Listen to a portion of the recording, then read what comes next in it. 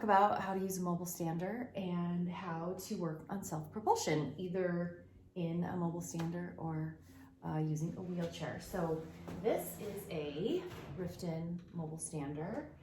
The first thing that I like to do before I put anybody in is I lock the brakes. So there is a lever right here that locks one side, and there's an identical lever on the other side. So the first thing I do before I also small little locks down here at the foot side, so that if you have a person who tends to like to unlock their own brakes and it's not safe, then you can lock those so that they can have control of the handbrakes up top. So we're gonna have my model Jackson come and transfer in, and then I'll show you how to set them up and secure them.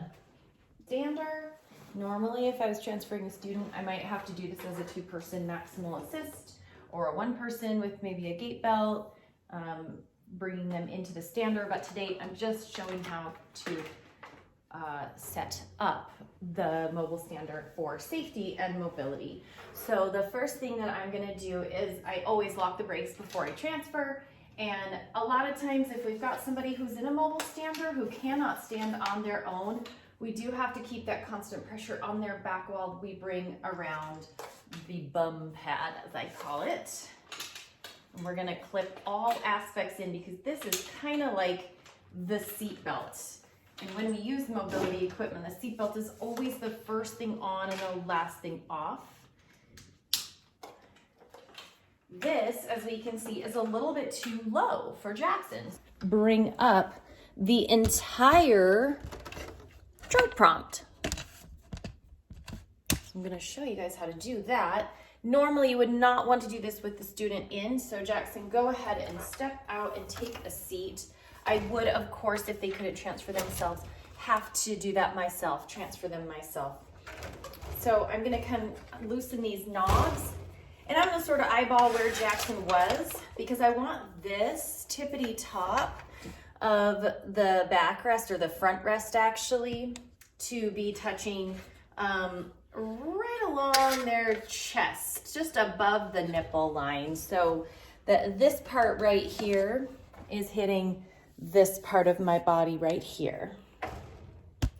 And that actually should bring up these clips, which is where the bum pad was attaching. And then we're gonna have also a back support here. So Jackson, go ahead and get on back in.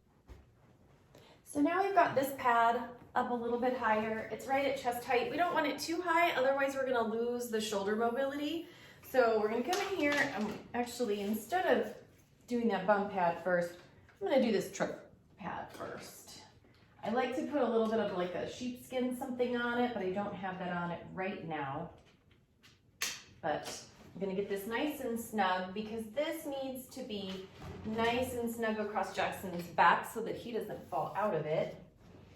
These are little handy dandy seatbelt covers that can go on the back pad that definitely increase the comfort of the child as they push, or the grown-up if you have somebody in here. So get this all clipped in, and I'm gonna make it nice and snug, but not too snug. I don't want him to be able to fall back, but I also want him to have a little bit of mobility.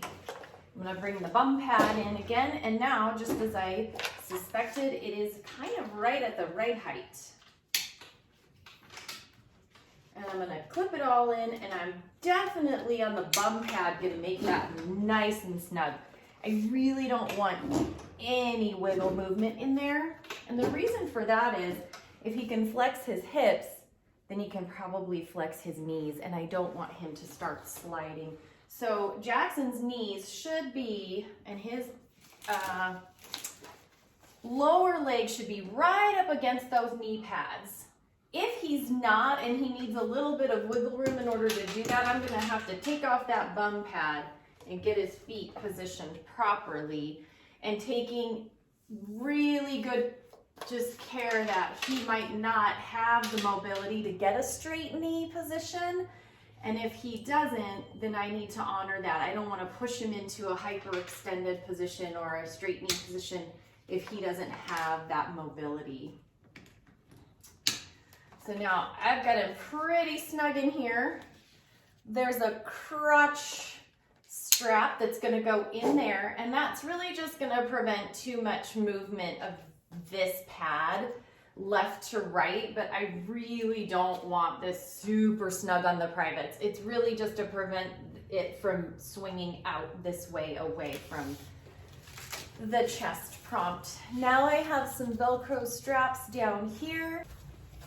So now I'm going to show you guys how to strap in the lower leg so that we don't get too much movement there.